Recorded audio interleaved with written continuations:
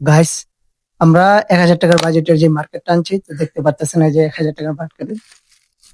এই যে পাঞ্জাবিটা দেখতেছেন 350 টাকা। পাঞ্জাবিটা 350 টাকা। পায়জামা 250 টাকা। শেখ সাদি 250 টাকা পায়জামা। এই যে গেঞ্জি দেখতে পাচ্ছেন, গেঞ্জি হলো 100 টাকা। মোট 250, 350, 600, 700। জুতা নিচ্ছে 300 টাকা। গাইস, এই যে 300, মোট 1,000 টাকা শেষ। তো 1,000 টাকা। টুপি 30 টাকা। মেসওয়াক 20 টাকা। মোট 1,050 টাকা লাগছে আমাদের বাজেট।